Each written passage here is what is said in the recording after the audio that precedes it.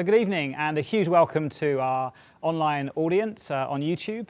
Hopefully you've seen the instructions, but if you have any questions for our panel as we go through, then please submit them online and we'll get to those at the end. And to our studio audience, it's great to be back. Nice seeing people face to face once again. So I want to thank you all for coming to what probably is the first live event that many of us have done for many months. And welcome to ScaleSpace, which is this fabulous facility here, a joint venture between Blenheim Chalcot, UK's leading venture builder, and Imperial College, probably the best university in the world. The concept of ScaleSpace was formed through our own experience at Blenheim Chalcot of building businesses from the ground up over the last 20 years, more than 40 businesses started, and we're now working to create a centre, a fulcrum for that activity here in West London, which hopefully through our partnership with Imperial will become something like the MIT of the UK. So we're really looking forward to seeing that. We are doing a series of these events called the Scale Factor. This is the first one to try and bring some of the expertise in our combined networks to a broader audience, and hopefully you can be involved in many of these going forward. So I'm delighted to introduce a fabulous panel that we have today. I'm going to do a very brief introduction so that we can get into the content. But here, first of all, we have Celia Moore. Celia is a professor of organisational behaviour at Imperial in the Department of Management, and she has a particular interest in ethics and in leadership, so two key themes for tonight. We've got Dave Kirby. Dave's a partner at Livingbridge. They're a private equity investor investing in businesses, typically at a sort of 3 to 20 million profit stage. So he's right there at the stage when businesses are scaling up, and he's on the board of 3 different companies going through that process. And lastly, we have Henrik Hagemann, who is the CEO of a business called Puraffinity. It's a biotech startup making advanced materials that are optimized to capture specific pollutants out of water to help clean and purify them. And he's also a product of the Imperial system, having been an undergrad there and soon to be moving into ScaleSpace. So welcome to all 3 of you. Delighted to have you here today. Thank you. Thanks. So I'll start with you, Celia. You've written extensively about leadership. So why don't you start by telling us, what do you think about when you talk about leadership? What's your concept of leadership? Well, I have a really broad conception of leadership, as I mean, people tend to see their own areas of interest in really broad ways.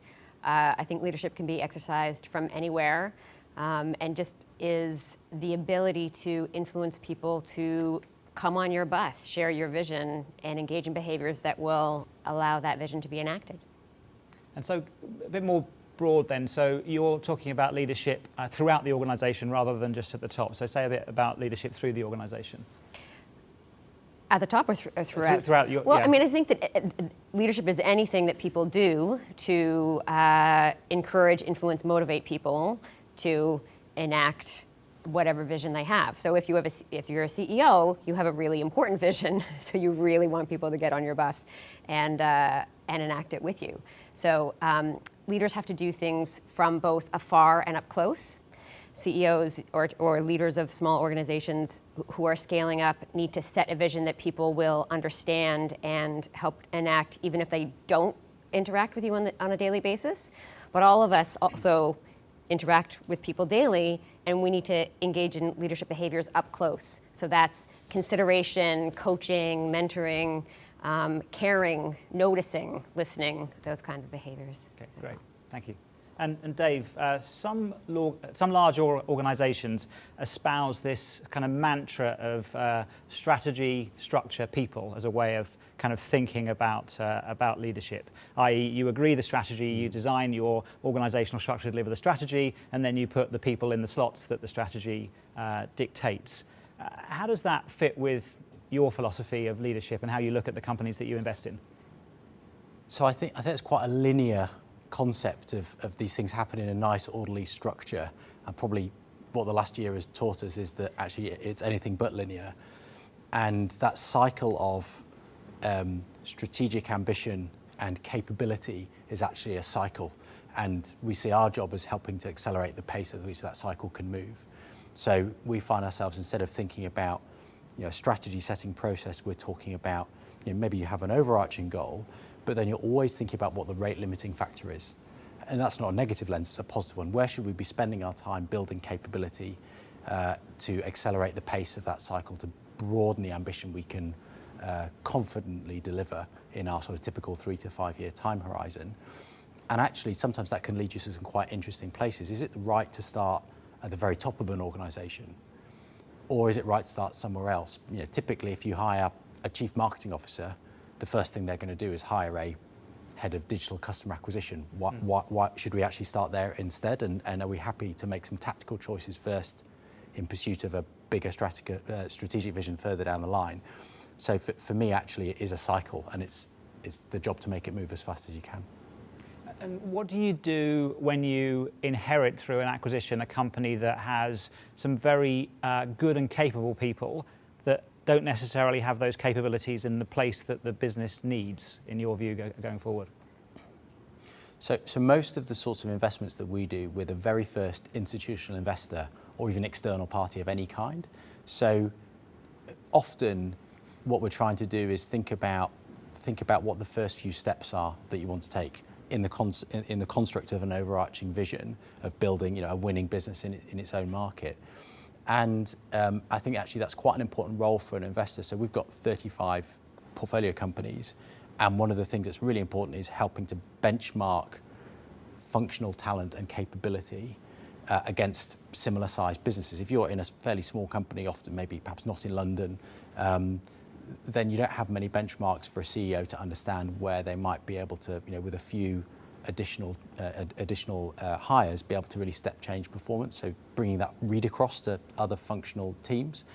I think secondly, it's that same point, rate limiting factor. Where do you start first? Often, you know, our model leads us to businesses that have really sort of tried and tested products or services, but perhaps they've not been very ambitious in terms of go-to-market. So often you're led to sales and marketing as a particular place to start, or they're in a market which is digitizing, so you're led to technology. So often that market context and sort of business you're investing in also can lead you to the right place.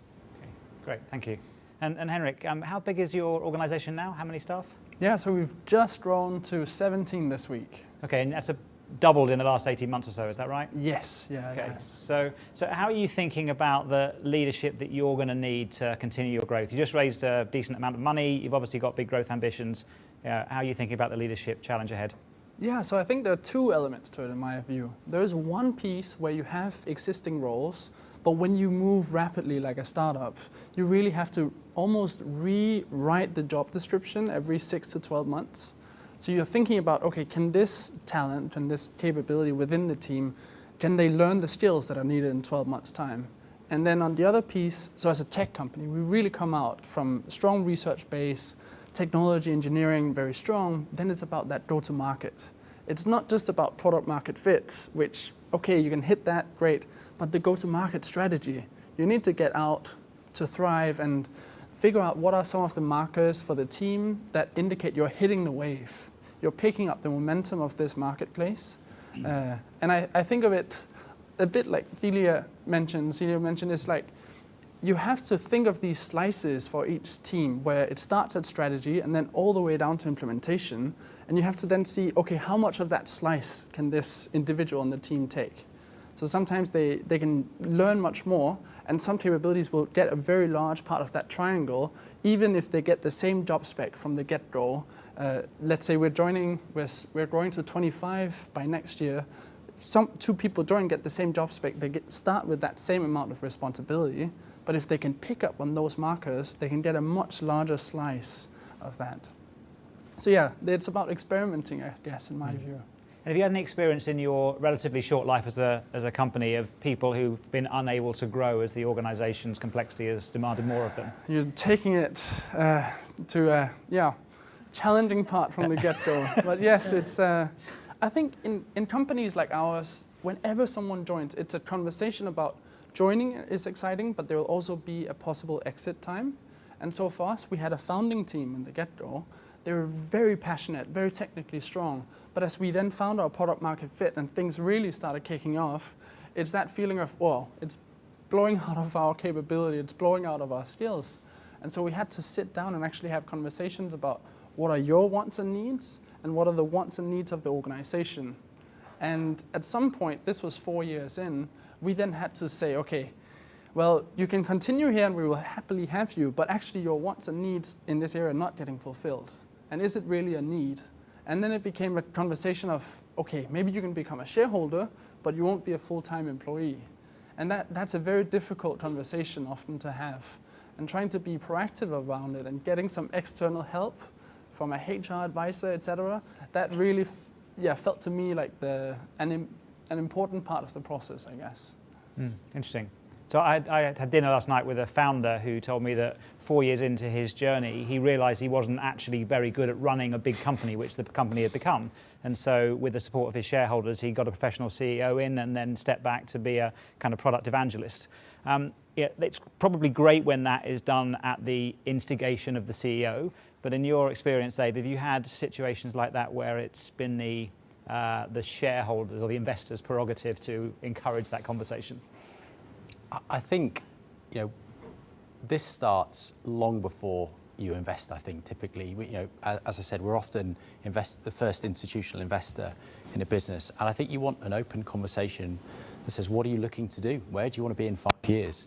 I was at dinner with a management team on Tuesday, and that was exactly the conversation. I think the more open you are, the better you are able to actually view your investment as a solution to that particular problem set, and to do these things in a planned and measured way, building succession over time, thinking about actually, is this a gradual transition or is this going to happen fairly quickly?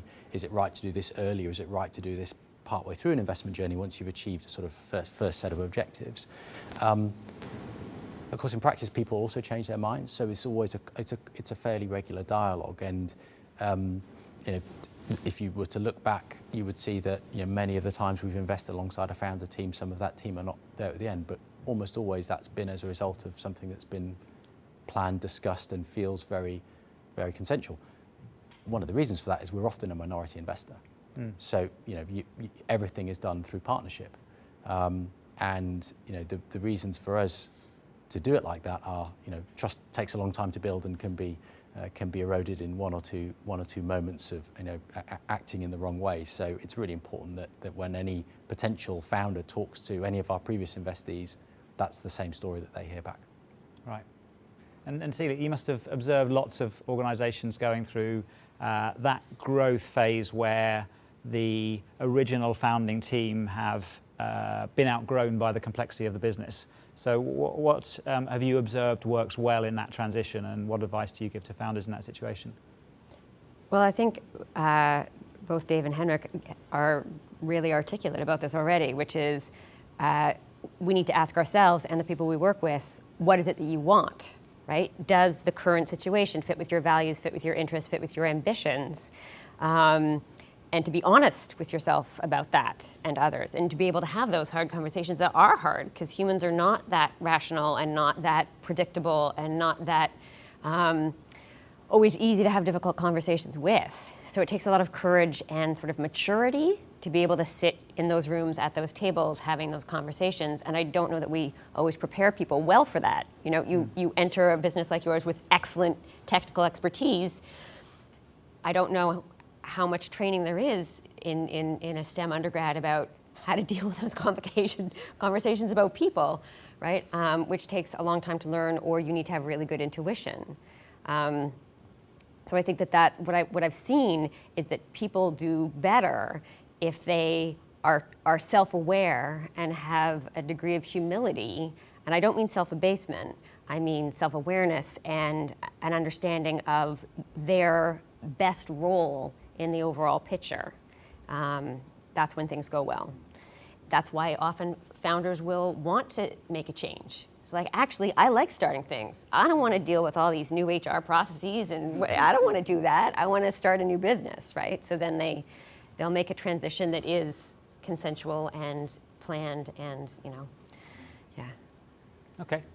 All right. I'll just pick up on it. Please. I think so. I had a conversation just today with one of our London investor, Kindred Capital, like some of the other founders, and this was the topic, right? We were getting together as founders, and I think there's this sort of schizophrenia. So on one hand, we have many of the top 5 performing VC-backed investments are founder, CEO-led.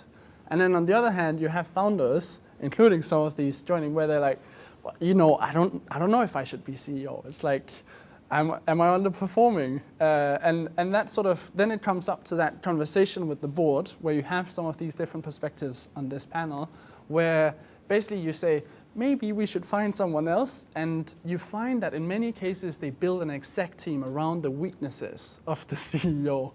So they might be like, okay, they're awful at HR, build in someone for HR. They're awful at operations, build in someone for operations. And when there's nothing left? Right?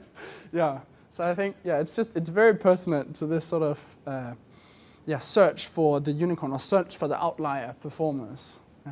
Is it okay? Sorry. Yeah, jump in, please do. I have a paper about this that's called Squires, right? Where I actually think that's a good strategy. We can't be, not to fill in all of the roles, not to do everything, but to know what your weaknesses are, and then build either for yourself or for your team. You know what, I'm not good at that. And you look at a lot of very charismatic founders, people like Richard Branson, or there's lots of examples, and they have people in their team that often they've worked with for 30 years that play this role of this other role that they don't meet, right? I think it can be a really successful strategy. We consciously talk about scaffolding, which is, I think, a nice metaphor for what you're trying to build something really tall. You need to put the scaffolding around it to get it there, and actually that can be sometimes about skill set, but equally as often is about style and personality. So you meet a management team, they're really dynamic, creative, but there's no completer finisher in the team. There's no one who's prepared to take the contrarian position in a discussion to get to the right outcome. There's no one who is maybe more risk conscious, or equally there's no one who's willing to take bigger risks. And you might choose to, when you bring in someone from the outside, to not just fill the skill set, but fill the personality type that rounds out that team. Okay, and Henrik, in your example, you started by talking about a CEO who's starting to question whether they are right for the job.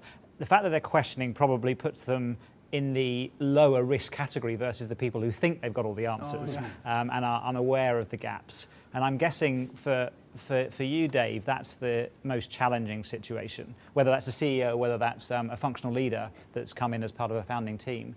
Have you had any experience of that, and any tips for investors or advisors in the room for how to address that kind of situation? So if someone doesn't have that sort of self-awareness. Doesn't have that self-awareness or humility. It actually, it's more often than you would think, it is a really big tell to us when a business that has brought on senior talent, not because anyone's told them to, not because they've got a board where they've talked about talent roadmap, they've just gone, actually, we need to level up. And it might only be one or two, and you might still think, actually, to unlock this, we need much more. But that's a really powerful sign that a business has thought about what it needs to do to unlock its potential and has gone and done it, and actually has been able to attract top talent.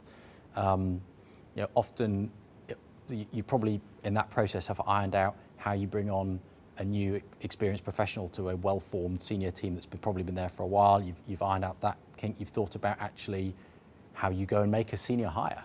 I mean, it's amazing the number of founders you meet, and you talk about what it takes to land. That this person should be paid half of what I'm paid, get nothing, and basically lift up their whole life and live to another part of the country. And you go, no, that's probably not going to work here. So I think that's a really powerful tell. Equally, it's not always the case that that's happened, and so then you're trying to work out, well, is this because the business has just not needed to think about like this? You've just got a team, maybe they've founded a business before, they're experienced, they bring that outside context and capabilities through other means, or is this actually someone that, or a team that isn't thinking strategically about what they're trying to build, and that's normally, if you work that out, that's normally a conversation that doesn't go much further. So you normally try and spot this well before you invest, hopefully. Okay, great. Now let's talk about the transition all businesses have gone through in the last 18 months, and clearly while we're starting to go back to work, it's going to be a different kind of hybrid working environment than we had before.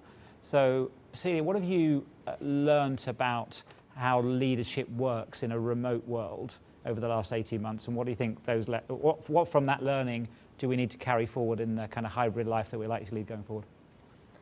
I think there's been a lot of really good lessons learned and a lot of things that I think we need to be really careful about going forward. I think especially working women with kids have spent the last 2 decades saying, no, we can work from home. I promise we can work from home. We can do this, we can do this. And there's been a lot of organizations that are like, I don't really think you can, right? Yeah. And then in like 2 months, like, oh, look, we can. So that is a really excellent shift that has unlocked a lot of potential. I think we've also realized that the burden placed on caregivers has been incredibly detrimental, and that has also been disproportionately placed on women, so we need to be careful about that. I think that it has provided opportunities for a lot of innovation that we hadn't thought of before. So I don't think I'll be going into a fully face-to-face classroom for a long time, which makes me kind of sad because I'm so excited there are people in 3 dimensions here. I'm wearing shoes. So just on that, are you saying that you don't think there will be face-to-face teaching at all, or that there'll be people in the room and there'll be cameras as well for the people at home? Solely face-to-face. Okay. Or I think that then we'll segment the market so that there'll be, elite only face-to-face classrooms, and then there'll be hybrid classrooms as well. But I think that we've needed to be more mindful of the ways in which this new way of working has also burnt people out. It's been a long pandemic, and there will be cracks that I think we'll continue to see for a little while still. It's interesting. There's been a lot said about the demonstration of the previously obvious but not well understood fact that women particularly can work effectively from home. But I've also had a lot of dads saying, you know what? I've actually realised I like my kids. I've spent time with them over the last 18 months, and it's been a pleasure. So I think hopefully for all of the family, it's been really positive. But back onto the leadership thing. If you touched on the fact that a lot of leadership is about the softer side of things, the EQ, the empathy, and so on. What have we learnt about how to deliver that through a remote interaction? Start with you, Celia, and then we'll come to the others. So I think there are, again, some things that are great and some things that are less great about virtual leadership. I think that we have become accustomed to on-screen seeing and being able to read people's faces a little bit better. I know that there's a lot of ways in which I can create a more inclusive classroom online than I always can face-to-face. So I can call out people and make sure that people are contributing more equally, and I can, the activity in the chat means that people who are not always as confident speaking up can participate in a way that is harder to do in a traditional classroom. So I think that is true of meetings as well. But I think all of those informal interactions, right? Getting coffee, seeing each other outside, or running into each other at the tube, losing all of that has meant that those daily, tiny opportunities to notice have been absent, and I think that is a loss that we need to figure out how to manage.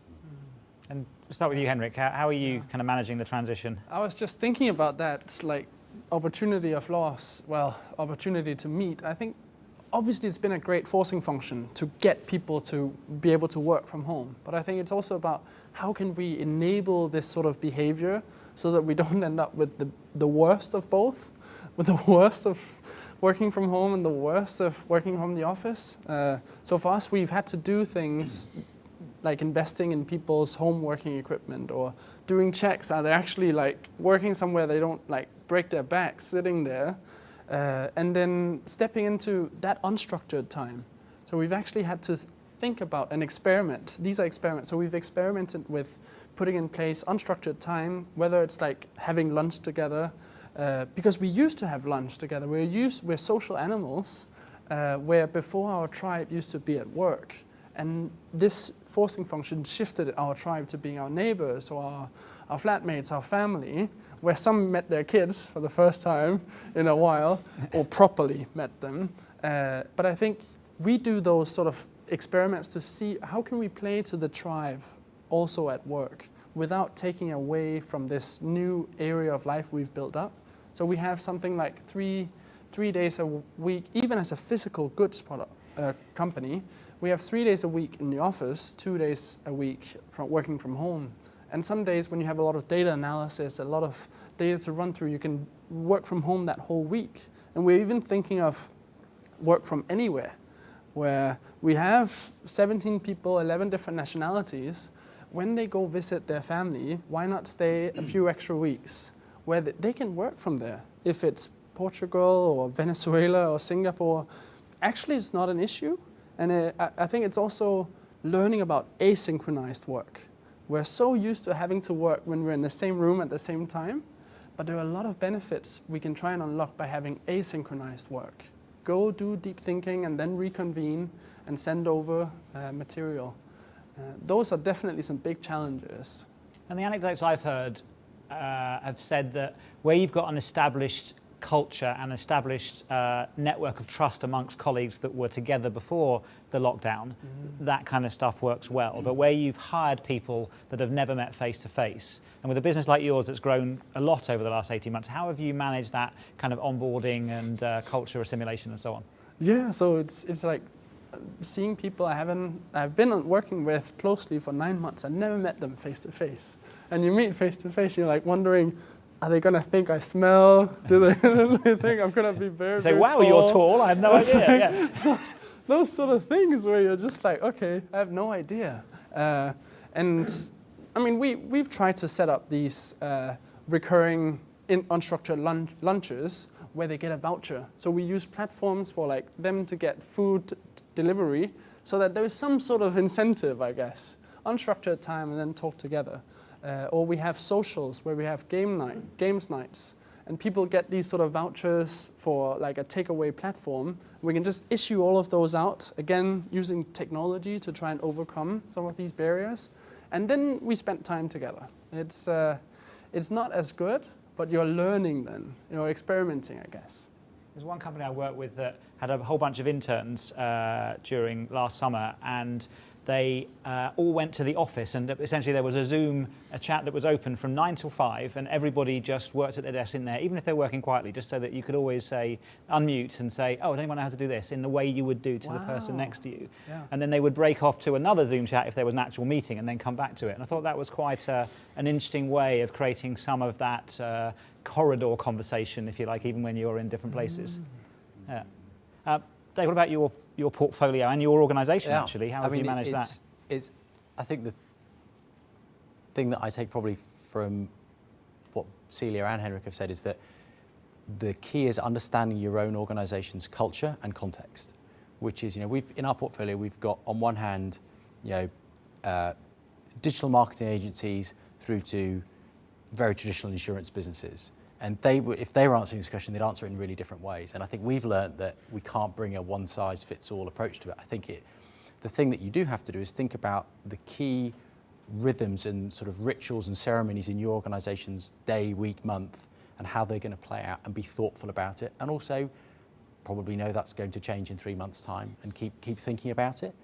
From a personal experience point of view, I've actually been on a board now since June last year, a business we invested in, actually in Ireland, and we've not met in person since we did the investment. And of all of the things that I think are hardest to do remotely, collective decision making and judgment and difficult conversations are probably up there in the top 5 things hardest to do. And I would add that probably formation of a new group. We've not been through the normal stages of forming an effective group. We've not fallen out. We've not got cross. We've not felt hurt by things. We've not had shared experiences to refer to and have in those 10 minutes before the meeting starts to chat. We don't know each other. So what we've done is actually used a business psychologist to actually facilitate a very considered and deliberate evaluation every 3 months of what's working for this group, what's not working, based on an understanding of our own innate preferences and ways of working, to sort of contract about how we're going to sort of have slightly harder conversations, be more pointed in what we're doing, stop being so nice all the time, in pursuit of a better quality of conversation. And that's been really effective. That's something we've done in quite a few investee companies. But I don't know.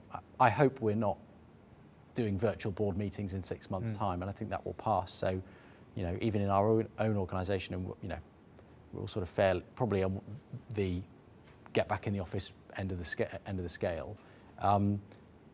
But what we're exposing is that there are people now in our own organisation who can't still, and that has made us think quite hard about have we jumped the gun a little bit on some areas and reflected a bit more, which has been useful. So for all of the entrepreneurs in the room and those on the online, you're all probably thinking, yeah, I wish my investor wasn't so nice all the time. All right, let's go to a different area now. Hopefully, as we come out of lockdown, there's been a massive acceleration of digital adoption across the economy. That's good for a lot of the tech businesses that you guys certainly represent. Hopefully, a period of growth. But it's also a period where everybody else is trying to grow their technical skills and capabilities. There's enormous competition for the kind of talent that scale-up businesses need, with the remote experience that we've had over the last little while also meaning that big companies can kind of poach people from anywhere, even if they're not geographically close. So what are your thoughts on how ambitious scale-ups that don't necessarily have the salary resources of the big guys, how they can compete for the kind of talent they need? Celia, what are your thoughts? Well, I think competing for talent always involves more than salary. And I think we often overestimate the role of salary and whether someone wants to come to a job and likes the job, stays at the job, is a good fit for the job. So for me, the worry is, how do you demonstrate what the culture is of your organization so that you can determine whether or not there's going to be a good fit? And I think one of the things that we've seen over the course of the pandemic is that people have really reconsidered what they want out of life, right? And I think it is more, for many people, it is more leisure, less continuity, more learning, right? So it's always about thinking about the whole package of things you can offer as an employer that goes way beyond salary. Right? What kind of opportunities, how big can the bottom of the pyramid be? How quickly can you get people engaged in things that they might not have expertise in, but which you could show them so that they can continue to learn? What other fundamental human motivations can you tap into? Right? Yeah, makes sense. Other thoughts? I mean, I think this is going to be a defining trend in the next 2 years at least. I mean, I tell you, the pressure on recruitment, not just in technology, across every role across our portfolio now, is the greatest I've seen it. There are processes roles are taking longer to fill, big inflation in salaries and costs just to close candidates out, and having to move exceptionally quickly. I'm on the board of a marketplace business, and we are recruiting people from end to end in a day. So I think one of the big drivers is just making sure your process is exceptionally efficient, and that you're very, very clear about what you want. Because if you're not clear about what you want, you can't move quickly, and you're actually using the hiring process as a bit of a discovery to refine what you want. And into this market right now, that's a recipe for failure. I think also actually having a really clear story about what you're building has always been important, and now that's as important as ever. And that can't just be in the CEO's head, that has to be in the people at every stage of the interview process. I mean, the balance of time we are spending selling versus buying has gone from maybe 10-15% to 30-40%, especially for senior hires, and maybe even more than 50% selling. And then you're using other means of assessment, so more referencing through your network, through third parties, so that when you're actually face-to-face with the candidates or on a screen with the candidates, you're selling the opportunity. But that is the number one thing we're talking about. Interesting. Yeah. In fact, a number of the businesses in the Blenheim Chalcot portfolio have got some kind of social purpose at the core of what they're doing, and finding selling increasingly heavily on that has real value. A lot of people, as you said, Celia, have reassessed their life priorities and working for an organisation that they think is adding some value to the world versus just a route to earning money seems increasingly important. And one tool that has worked well is actually writing a pitch deck as part of the recruitment process. And when you invite a candidate to interview, you send them the pitch deck, which is pitching not the company to investors, but the company to employees and why it's important. And that's increasingly part of the standard process. Yeah, I wanted to, I guess, add the contrarian view here on this. I think there is, in some sense, this is a chance for an equalizer of many of the things that have skewed the talent axis. And so I think if you're clever about it, and if, again, the culture comes back to this, but you can tap into a lot of extra talent within this sort of more diverse space because of being able to call in from Zoom. You're not only limited to the networks that you have from your founding team members. You can advertise things, and if you can tap in, there are two things that are difficult about it. One, do they have enough talent or enough potential? And two, do they want to bite at the salary we have? And so I think one thing that we find is increasingly important is trying to look at what they've built before. Even if it's not a company, even if it's not let's say a project at work, those things can become great markers of self-awareness, of like, maybe they've built something at a university society, or they've built a small company and sold it, or they've built a project within a large organization. Those things we really pick up on, and we find that for some roles we can tap into more diverse talent by representing who we are. So we say, hey, we have these non-value-based stats, whether it's ethnicity, age, gender, whatever else. And then they're like, oh, these guys, they do implement diversity and inclusion or whatever. They asked like for the metrics rather than saying, listening to what you've written on your website. Like, I think you can tap into more if you can make this what you do, not just what you say, let's say. It's about those actions. And then maybe having it in a pitch deck. These are our stats, these are our things, yeah. But that's actually the corollary of an incredibly hot talent market is keeping hold of the people you have. Yep. And it's easy to just focus this lens on the employee value proposition just on your recruitment activities. And I think you do that at your peril, because if you see what's coming in the market now, you can bet that your top talent is being talked to by your competitors, people in other industries. And I think actually we are sometimes guilty, and others maybe feel this as well, of growth is a great motivator for probably most of the people in this room, but across organizations it's actually not that great of a motivator. It's more about the purpose you're solving, the people you're working with, what it feels like to work in the place you work. And we've got a lot of businesses in industries like healthcare and education where that's especially true. And actually, if the time you spend getting that right, and the narrative about actually why we should have targets to work to, well, it lets us reinvest in the proposition or build extra facilities or achieve better outcomes for our service users. Often that's the work we find ourselves spending time on in order to create that employee value proposition and keep people. I think that's especially true now. And if you're investing in or encouraging your companies to invest in one thing to improve the employee value proposition, to keep people from leaving and going somewhere else, what would you put top of the list, all three of you? I think we use something called employee net promoter score. So we think of employee experience, basically. And so we do surveys once a month. There are lots of emerging tech companies within this space, but we do some surveys, and these surveys have a theme each month, and we try and see, okay, what is the sort of employee experience from that survey? Maybe last one was about manager effectiveness. Are their managers any good? Should we train them? Or sometimes it's about health and safety. Do we need to fix health and safety in some elements, or something slips between the cracks? And I think then we present it at town hall and we talk about, okay, you said, we did. And I think closing that loop to feedback, getting implemented, and they see some action, we've definitely seen an improvement in our employee net promoter score. And I think of it really as an important metric next to profitability or tech results, etc. And your point about management, I read once that people join a company but leave a boss. And so I think that's pretty wise, and investing in management, particularly helping young new managers to learn how to do it without killing the people they're managing, I think is money well spent. Yeah. Any other thoughts on that question?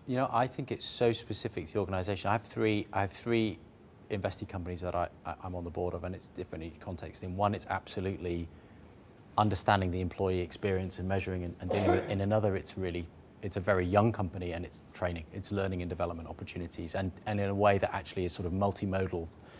To sort of Celia's point about being in the classroom versus being remote, actually it's a global business, so that's ever more true.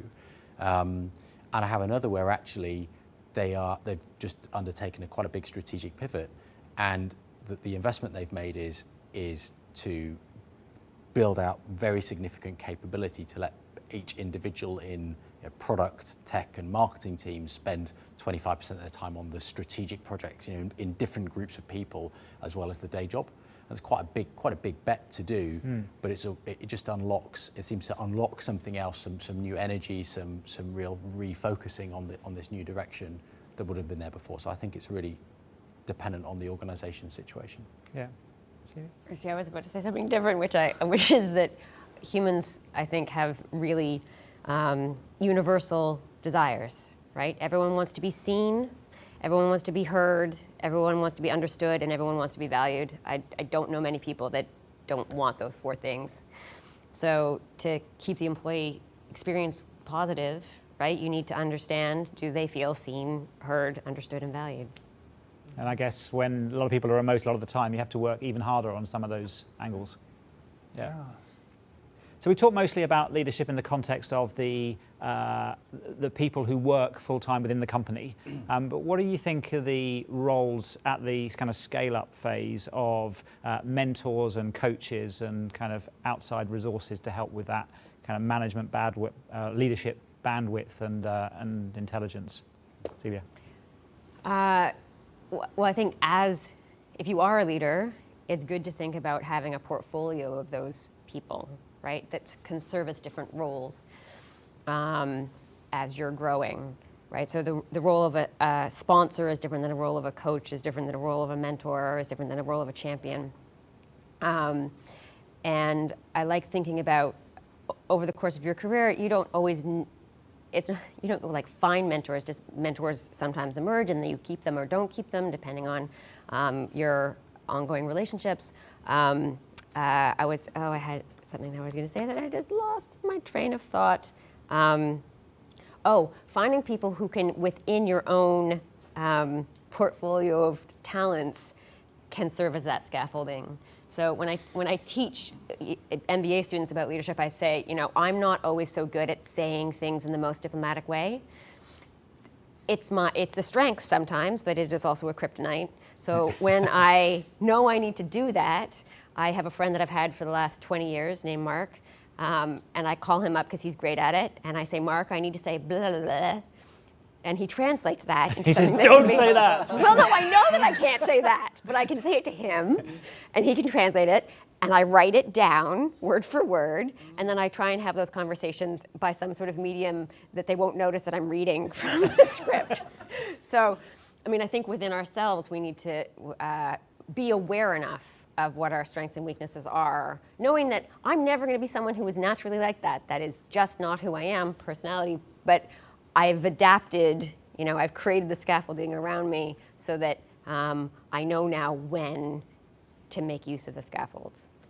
Dave, for a company that's in reasonably early scale up, the cost of an external coach or mentor is actually quite a material hit to the P&L. But do you encourage your portfolio companies to make that kind of investment?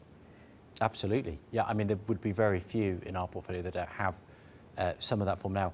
As to some extent, if you think about how we build our boards, there are normally other non-executives around the board. There's normally an independent chair, and they, to some extent, especially for the CEO, can fill that role. And normally, it's interesting, when you start out a conversation, and you say most of our boards have an independent chair, the mind goes to someone who's got a great network, can open doors for me, contacts. Actually, that's very rarely the right sort of thing. Normally, it's about who will help you to fulfill your potential. And it's normally about fit of personality and background experience that will bring that. Often, I think there's certainly a big part of the mentoring and coaching, which is Celia's point about helping you sort of unlock the shadow side of your strengths, right? And someone said to me once, confidence is equal knowledge of your strengths and your weaknesses, and that's a characteristic that many of our CEOs would have, and they use that to great effect. Sometimes, though, it's not about that. It's about how you find your time to think. actually, and sometimes actually the best mentors in my experience are the ones who say the least, but let you find the space to sort of go away and think through that difficult problem. And often actually we connect people within our portfolio to do that. That's one of the strengths we have, and that's both at a senior level but also at a functional leadership level to make that happen. And sometimes also with past investees who've not just in the journey now but have been through the journey and could have come out the other side and have the scars that are worth sharing as well. Interesting. And before we go to Henrik, I'm going to ask for audience questions soon, so have a think about anything you'd like to ask the panel, and I'll come to you in a second. Great. Yes, I'll again at the contrarian view. So we used to use exec coaching for the leadership team, and we realized, hey, this has a massive impact. We would do these short sprints, 3-4 months, focus on one theme, 360 feedback first and at the end. And then we basically talked to our London investor, our lead VC here, and what they came up with is this team-wide exec coaching model. So basically there are 5 themes that people can request coaching for. And again, it's been forced in by this sort of pandemic mode. Everything is delivered via Zoom or via video call, but basically then we're offering coaching for the whole team in like different areas. We find that's quite helpful. We just started it, so it's been a month, 2 months with this now. And then, I think another important element is peer support. Oftentimes we talk about mentors being more senior, or for me it's these sort of like founder support groups where you talk to people who are maybe also leading a team or leading a function, and you have similar struggles, different industry, they're not competitive. For us, we're fortunate our VC set it up, but it really helps because some of the challenges are the same and you can't talk to the whole team about it. That's the other side of the leadership. You have to play a role to your team. And sometimes that means you can't be as buddy-buddy as you would like to be. And then those peer support groups really come in handy. The other things are great as well, but this was just, I guess another dimension to it. Okay, great. The last thing before we go to questions, I want to talk a bit about diversity. It's been a very key theme of leadership discussion over the last little while. So talk to me about diversity in its broadest context, about what you are doing with your portfolio companies in your organisation, or what you're seeing in kind of best practice areas through your work and research. Dave, you start. Yeah, I mean, it's always been an important theme for Livingbridge. I think the private equity firm we were founded by a very diverse group of people in the first place. So it's been reflected in the makeup of our own organisation. What's changed is twofold, which is we're now seeing our own investors who are often very very sort of traditional conservative pension funds and insurance companies starting to bring those questions to us, and also from our investee companies where they're turning to us and going, this is a subject we know is important, but we don't really know what to do. And we've got some leading lights in our portfolio who this has always been part of how they operate, and we've taken best practice and introduced people from those investees to share what they've learned. Equally, we've brought in people from outside in our network who have particular lenses on it. I think the thing we've always been conscious of, I think you made the point, Dan, which is you can't silo this. You have to think about this holistically, and also end to end, from the way you acquire talent, the way you manage talent, the way that you think about even the language you use in your internal interactions. I think we're still learning, to be honest. I think I'm still learning, and actually, what's impressive is how many of our investee companies are still figuring this out and finding out some perhaps difficult to accept truths about their own previous ways of working and addressing them. And the whole sort of tech ecosystem is still sadly overpopulated by kind of white privileged men, and so where you're helping your companies to recruit a more diverse audience, what have you found that's worked?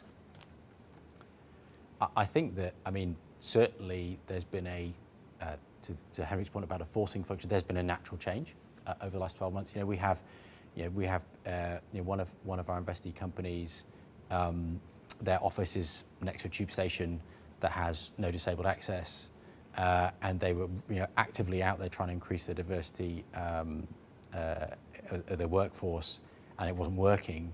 As soon as the pandemic started, that's been a massive change for them. and there's been a real,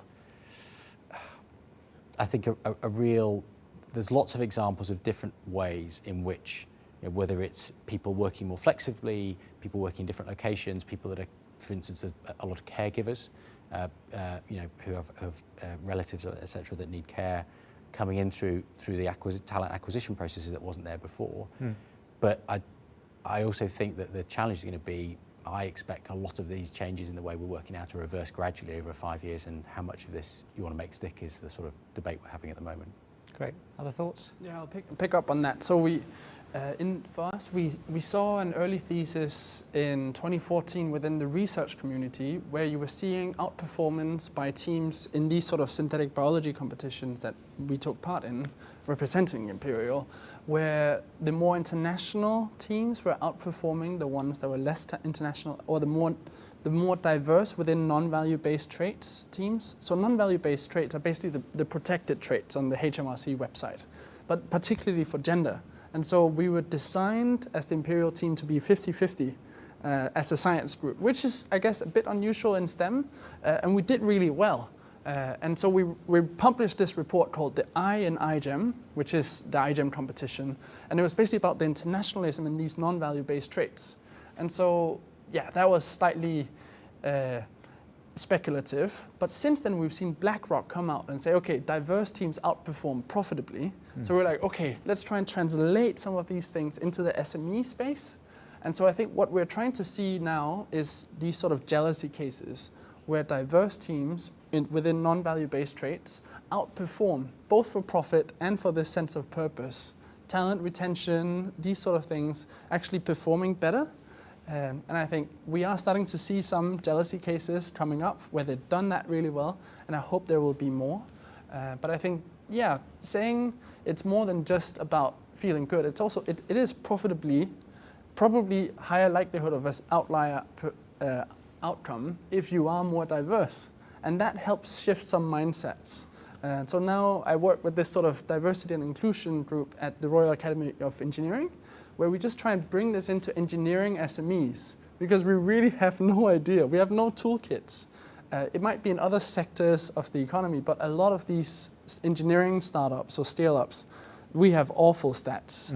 London, we have 40% BAME. It's so rare to find a startup within engineering or scale-up that has more than 40% BAME.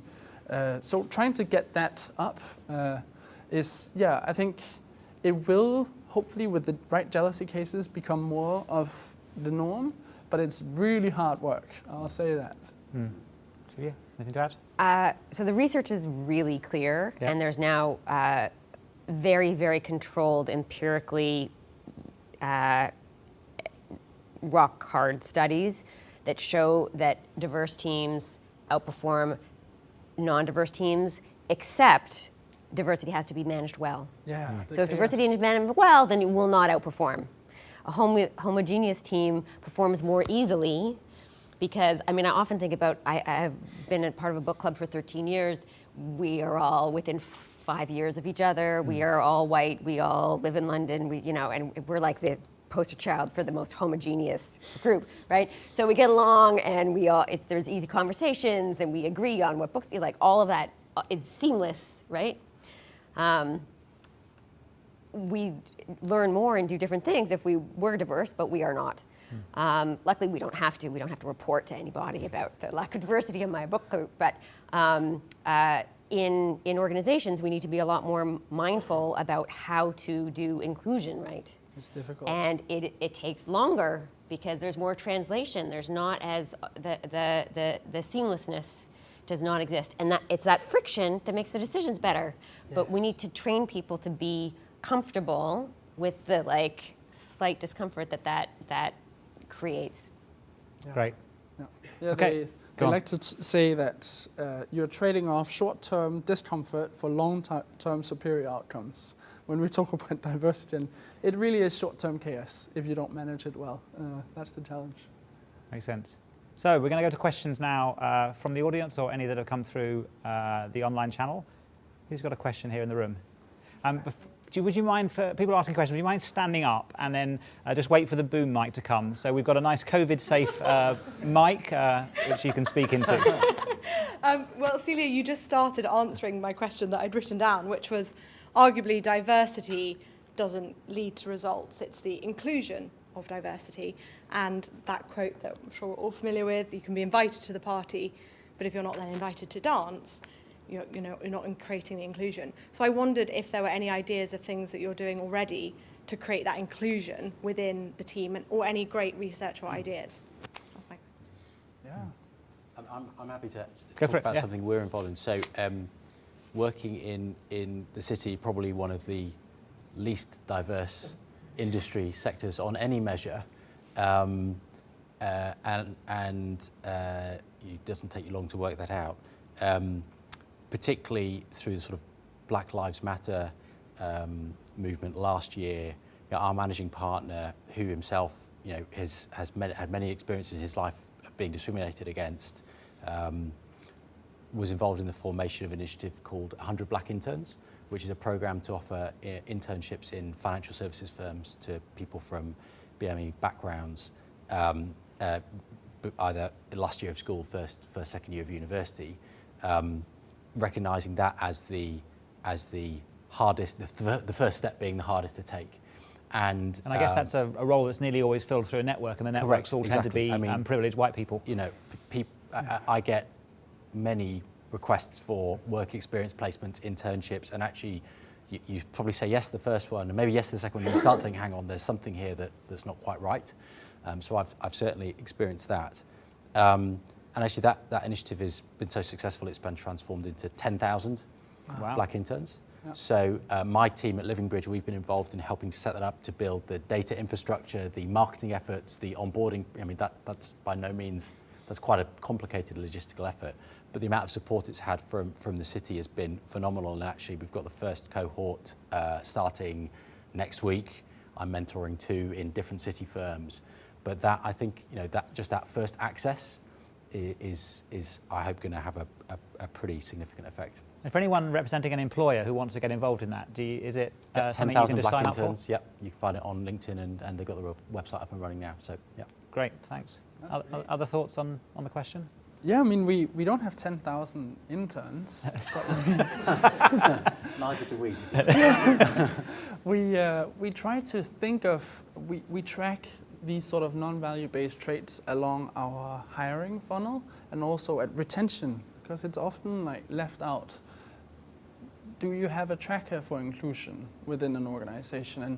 And a tracker really is retention. So do you have different retention across different non-value-based traits for your employees? And I think, yeah, it's often an uncomfortable conversation the first time you have it, but then it becomes trying to test out these experiments with the toolkits that are available. Often we think of, what experiment are we going to run this time on the employee experience with regard to our key values, where one of them is like this sort of inclusion piece. It might be changing our social activities. It might be, in some cases, rethinking how our layout is within the office. And other times it will be, this month is Black History Matters, or Black History Month, and so we'll have something. We'll have our black employees come and present something where it's like, this thing was important to them, and this is something really cool that all of us can gather around and learn about this music or history, or this person in history who's been a great scientist and overlooked. And then when there is stuff like they're called like hidden figures, which are promoted, whether it's from the Royal Academy of Engineering and others, we actually gather around and say like, that's really cool. How can we learn from them? Or what was the lesson learned? And then we have these mentors come in who give lessons learned presentations. So they might give one to our engineering team and basically talk about what's it like being a minority within the sector, because a lot of them are within engineering, within STEM. And then we learn from them across companies. It doesn't have to stick within our company. We're not 10,000, we're 17, so we kind of have to think of those extra levers to pull. But it is still an ongoing experiment. Celia, anything to add? The one thing I just wanted to say is to not be afraid of acknowledging the differences, that the conversations happen when you acknowledge the differences. So there's this very clever psychological study that took place playing the game Guess Who, where you flip up the faces and you have to guess who and if you play the game, one of the things that is the easiest first move is race, right? Because then you can flip down all the faces that aren't whatever color you've just said. But they got people in the US to play this who were black and white people tended not to use race as a criterion on which to play the game when they were playing with someone who was black. Because they're like, oh, I'm colorblind, even though it's clearly part of playing this game. And they both the black players against white players and people who were just observing video of the interactions coded white players who didn't want to acknowledge race as part of this game as being less inclusive and more racist than the people that did. So it's sort of like, we have to actually talk about the stuff, seen, heard, understood, valued, to make it work. So sort of lean into the discomfort a little bit and you'll get the rewards. Interesting. Other questions? Please. Just stand up and wait for the mic.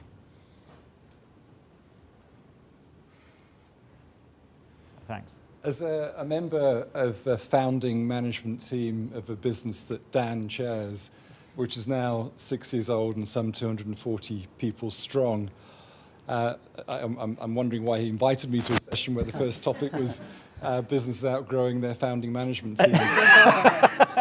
But setting that to one side, I wonder if there's an alternative narrative to the difficult conversation narrative, which is, as a startup management team, you have a completely ambiguous environment in which to construct a business. You have clean sheets of paper everywhere. You have no team to do anything. The level of ambiguity, the level of intellectual challenge, the level of thinking things through, innovating everything, putting it all in place is enormous. And as the business grows, and you want to do 400 this year of what you did 300 of last year, or maybe even 200 last year, that starts to diminish. The roles start to narrow. And rather than the role outgrowing the individual, perhaps what happens is the role shrinks so it's no longer worthy of the individual. And if that's the case, does that set up an alternative way of having those conversations and thinking about the difficulty of them? Thanks. Who wants to take that one? I think it's particularly relevant actually in the context when one company buys another one. And you're trying to find, you suddenly have two of everything, and you actually need the number of people to do the amount of work they do, but you need to recut people's roles, and actually structures can change, and someone who was in charge of something becomes not in charge of something anymore. I think the framing narrative of your role today might change in ways that you might not think, and that can still be a good thing for you, is a really important one to construct. And actually, if you don't, then you are just setting yourself up for a really awkward conversation. I think creating the idea that depth is as good as breadth is the main way to do that. And actually, it's something that I'm on the board of one company we've now bought 3 other businesses. If we hadn't started with that narrative at the start, we'd have lost a lot of really good people, especially from that middle layer of management. Yeah. Any other observations on that? Yeah, I had one thought where it's just, obviously that's an important part of it, but I think if you can play this right, it's kind of like how we could start celebrating, this is a bit morbid, but celebrating death. It's kind of an outcome which is inevitable if you're successful. And so I think going back to the hiring piece, if you can hire you always have 2 different things at odds. One is trying to have control, and the other one is trying to grow for value where you cannot control it.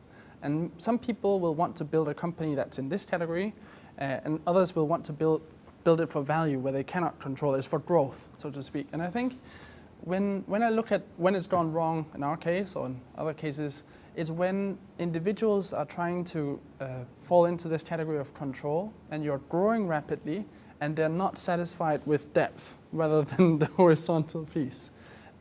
So if you can have an attitude element within the hiring, and you can hit that piece of the growth rather than control, then you can set yourself up for you will still have difficult conversations, but less awkward. It will be, okay, we've hit this point, you've done really well, we're growing, we're 600 people next year, but now's the time to press this thing. And it also ties in with the CEO conversation. If they really are there for the growth, then they will be welcoming that conversation of, oh yeah, maybe we can no longer scaffold me up. Maybe we need a professional CEO to run it. It's and part of the success. There's an interesting related issue I've seen both at Google and in some of the faster growing startups I've worked with, which is when you're growing 20% year on year plus, then it automatically creates new management opportunities for the team. And people assume that if you're doing a good job after 2 years, you'll become a manager. And then when the growth slows down to 10%, that now it doesn't take 2 years now, it takes 4 years or 5 years, and people feel like they've been promised something that's no longer being delivered. And so that can be a very challenging transition as well, even though the company's still doing very well. Any other thoughts on Anthony's question? No? Okay, another one here. So we've got one at the front, and then after that we'll take the lady at the back. Do you think leadership can be coached, or is it an attribute that people either have or don't have? And part of the reason I ask is I've worked with some very inexperienced junior people who just have some form of leadership that comes through even though they're in the first year of their career.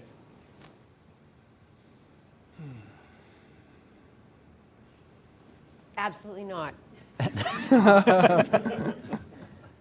Say more? Well, I mean, that's like, I wouldn't be in the education business if I didn't think people couldn't grow into roles, right? Not everyone's going to be able to grow into all of the roles, but this idea that leaders are born, not made, reifies some really ugly status quo stuff that I truly don't buy into, right? We can always develop and change. It's sort of like the nature-nurture conversation. If it's all nature, then like the whole education system should just sort of pack up and go home, right? We know how to build skills and abilities and competence in domains, especially interpersonally.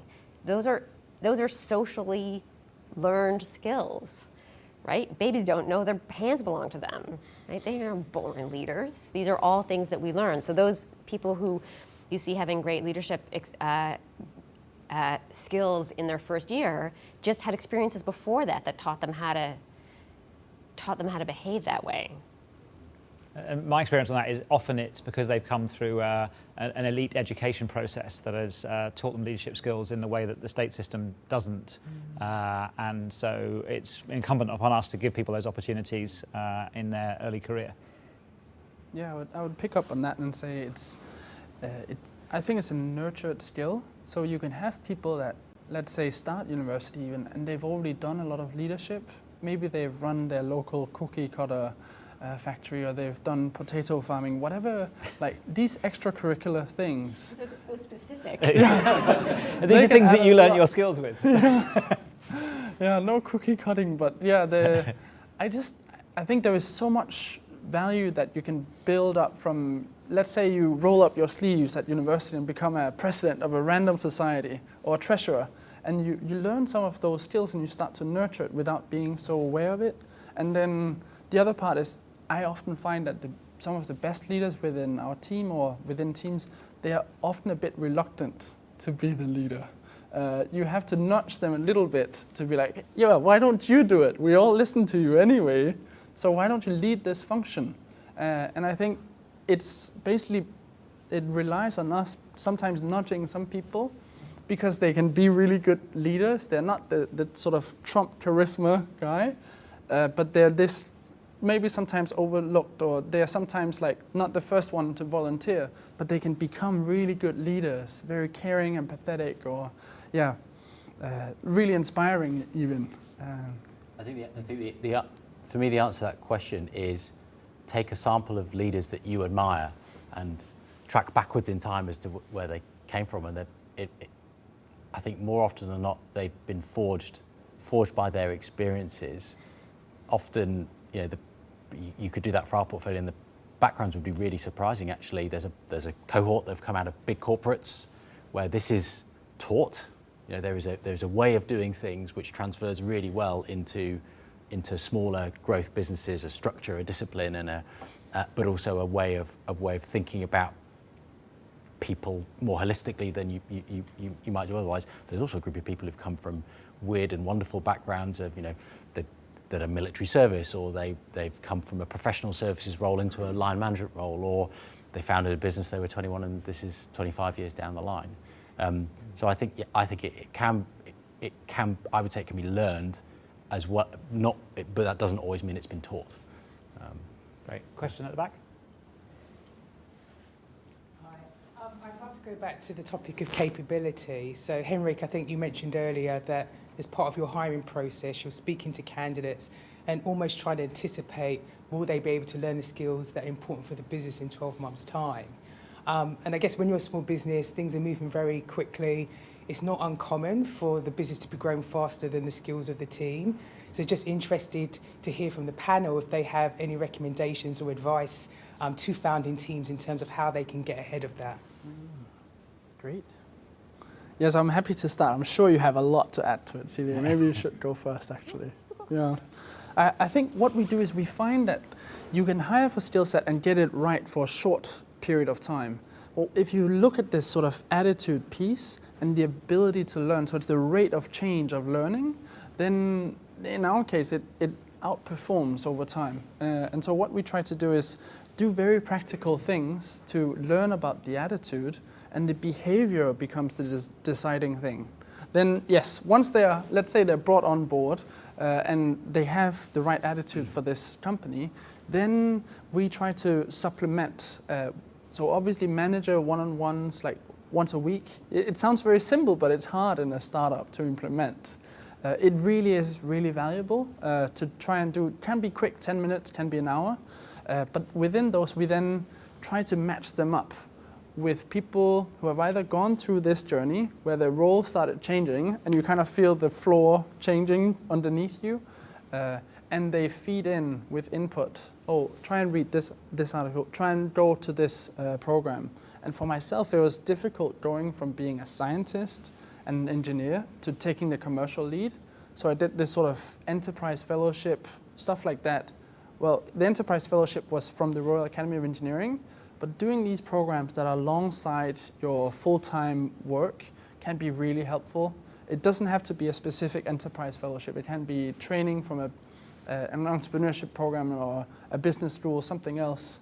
I guess that's your cue, but yeah. Yeah. Do you know any good business schools? Well, I think that there are some, I like how you say attitude. There's certain orientations, there's certain personality dispositions that I also think can be developed. But if you have them, you're going to be a lot more likely to be able to pivot and grow. So do you have a growth orientation? Do you have a learning mindset? Are you highly proactive? Are you optimistic? Right? All of these increase resilience and your ability to sort of roll with the punches. So when I'm of course, we come from a foundation where we can get people with horsepower, right? But it's not just the horsepower. You need the horsepower and the attitude to be able to thrive in a really dynamic environment. When I write letters of recommendation now, I try and, so long as I think it's true, and I try and find a story that captures that, because it's not easily quantified and we don't take exams in it. Right, but I'll find some story. I have one of my former PhD students. I talk about how he started as my RA, and when I was leaving Boston to come back to London, I had this big box of papers, and he took it to the FedEx thing, and it was going to cost like what he thought was too much. So he took this 50-pound box of papers across the Charles River to do it by Royal Mail for less money to save my research budget. And I was like, okay, this is someone who you want on your team, because you need to get people with the right orientations to thrive in that environment. Brilliant. I certainly subscribe to you need the combination of the skill and the will to sort of stay ahead of the curve. A sort of practical thing that we try and do is, I've talked before about you always have a rate limiting factor. You can't develop every part of your business at the same rate. So understanding how you pick where that rate limiting factor is and focus your attention on that area. It might be a product or a department or whatever it might be for a period of time, I think is helpful. We often talk about, setting a great strategy is just first base. The harder bit is how you hardwire into the organisation the process of constantly thinking, how well are we delivering against that strategy? And crucially, when we're not, what do we do? And one of the very hardest things to do is to have a conversation which is blame-free root cause analysis. There's the most common technique we use is the 5 whys. I mean, Simon Sinek sort of popularised it, but I think it's an incredibly powerful unlocker. And when you do those 5 whys, 75% of the time it's a people issue. Someone has not been set up for success. The team isn't big enough. Leadership isn't connected to the strategy. Someone doesn't have the skills, or those skills aren't being applied in the right way. I find that combination of focusing on the rate limiting factor and really digging into why something isn't delivering what you think it should deliver actually gets you to the right answer from a talent perspective sooner, I think. Right, we're almost out of time. We've covered an enormous amount of ground, and I'm sure it's going to be very difficult for our audience to remember the key things they need to do differently tomorrow. So I want to wrap up by asking each of you, in a very, very short sentence, if there's one thing that you think leaders in scale-ups or startups should spend more time on than they might naturally do, what would that one thing be? Henrik. Great. So I think design 100 experiments and track the output of these experiments with something that's quantifiable, even if it's an employee net promoter score, and then go and play, go and have fun. Think of how you can be more diverse, inclusive, and perform better in the end. Good, that's long enough. Excellent, next one. Find yourself time to think, whether that's using someone to help you do that, doing it as a team. Good things come out of quality time. Great. So that was going to be mine, so I can use my second, which is find ways to think differently. So read fiction, talk to someone you've never spoken to before, get your brain out of the normal way of thinking. Brilliant. Well, thank you for our online audience. Thank you for the audience in the room for spending your time with us. And most importantly, thank you to our fabulous panel. It's been a great discussion. Thank you. Thanks.